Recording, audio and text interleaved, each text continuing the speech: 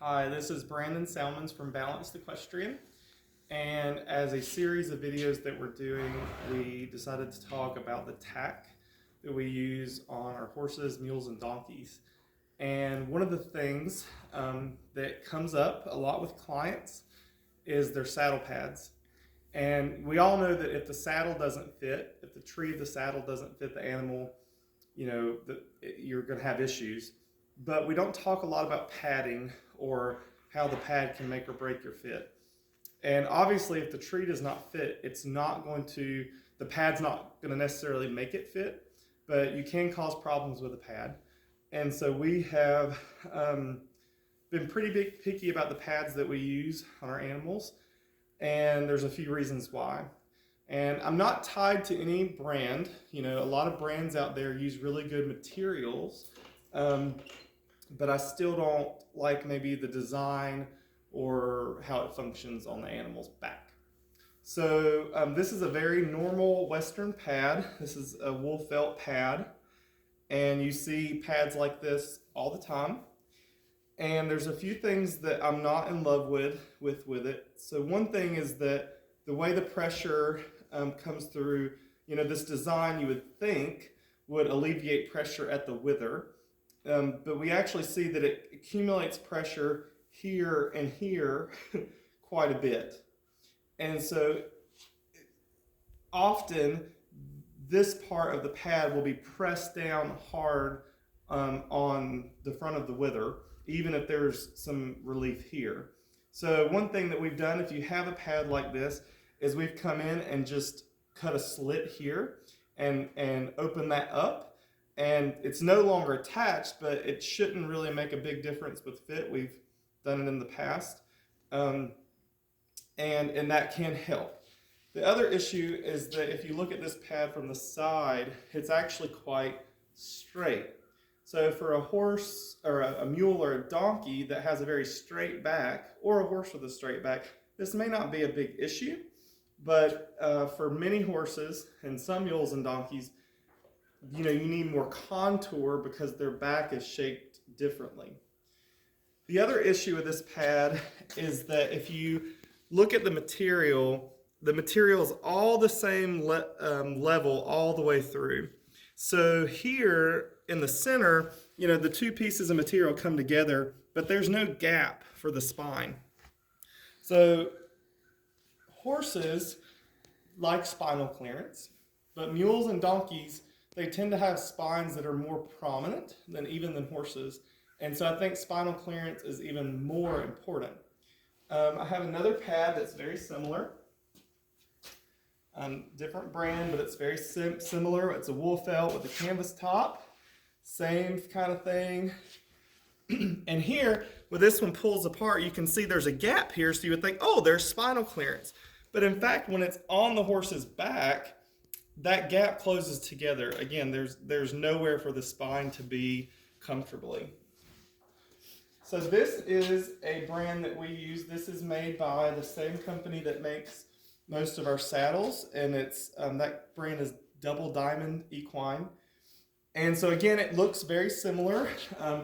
They have different shapes. This one has a little bit of contour to it, not a ton.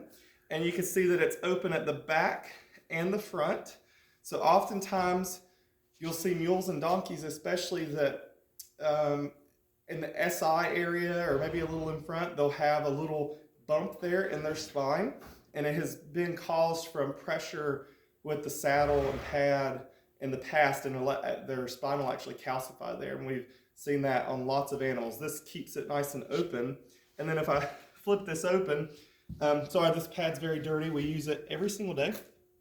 You can see the big gap here that the spine has, that when this goes on the animal, there's a nice gap for the spine.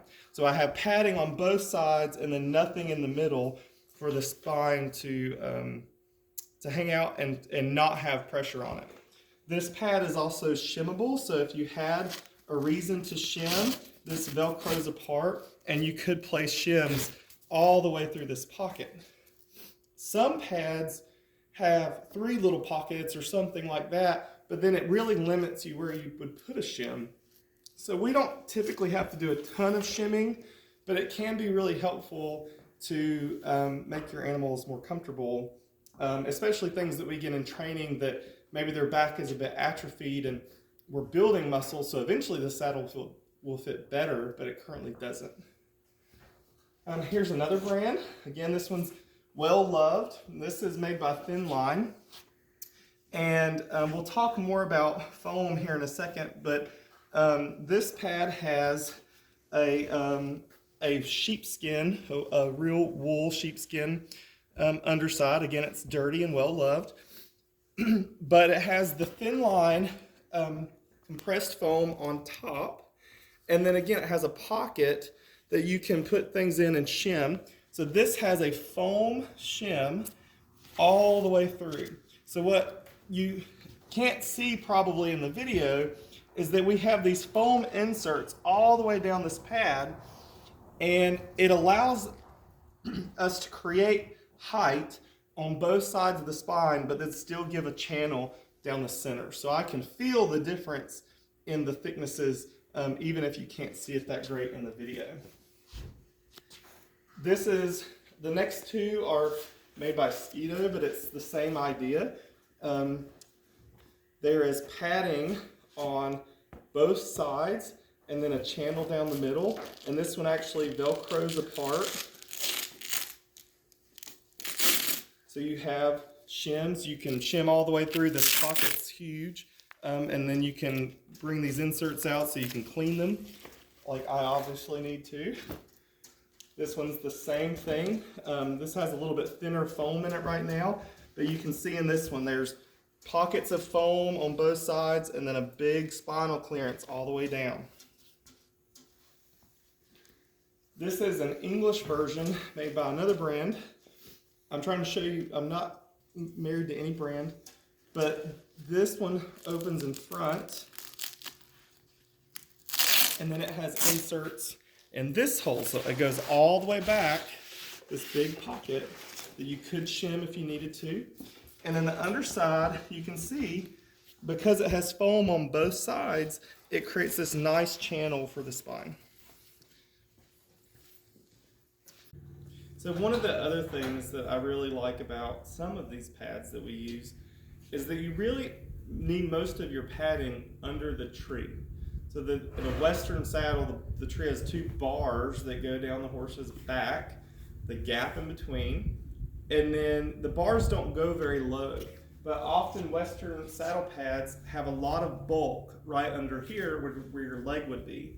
So this pad, as well as some of my others, there's foam or a padded insert right under the bars of the tree. But then this is quite thin. And so what this allows is it allows you to have close contact with the animal and your leg. So you can feel so much more. They can feel your cues even more this way. Other pads like this one has a dropped rigging, but again, this is very thin and flexible and you can feel it, feel you through there. Where maybe this one is a bit bulkier. So the padding is the same all the way down, and then right down here, your leg can't talk to the horse quite as much as you would like. So there's pros and cons to every one, and we found that different animals like different pads more, but you can feel an obvious difference when you have one like this with the close contact. So that's it. That's just a few of the things that we see with saddle pads, and a few of the ones that we use. Maybe you can take these fundamentals, and next time you're shopping for a pad, pick a good one for your horse, mule, or donkey. Have a good day.